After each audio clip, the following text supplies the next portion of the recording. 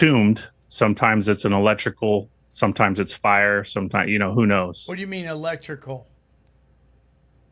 Are you familiar with the idea of like the plasma apocalypse, or, the electromagnetic changeover events that people have talked about, where there's a kind of short circuit that occurs, like the scarring in Arizona, right? The Grand Canyon. Have you heard of the idea that that's very much indicative of an electrical scarring?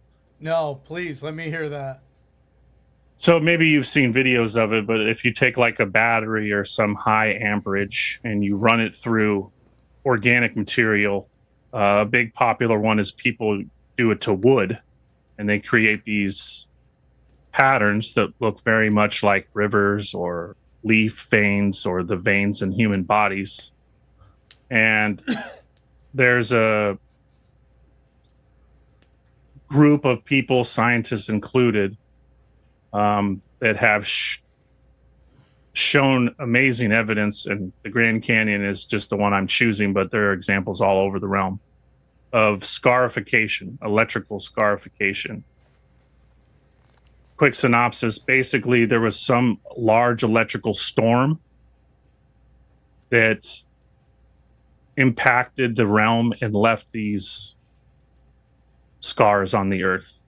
And the Grand Canyon is a perfect example.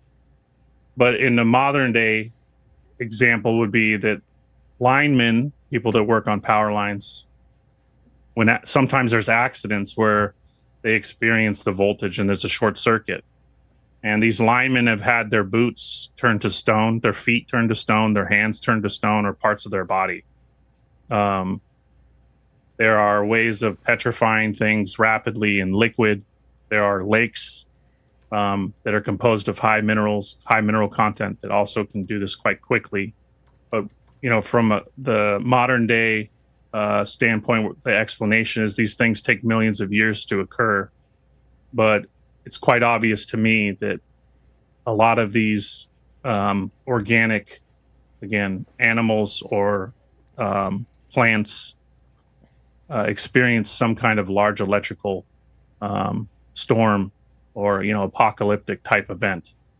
And when they were, when they perished, their bodies were basically mineralized instantly.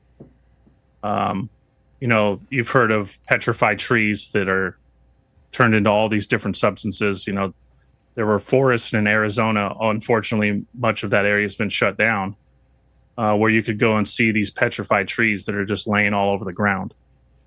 Well, in the 1800s, they weren't just laying all over the ground. In fact, in my home state of Oregon, they had whole standing forests, 50 square miles of a whole forest that was petrified into different crystals, minerals, copper, silver.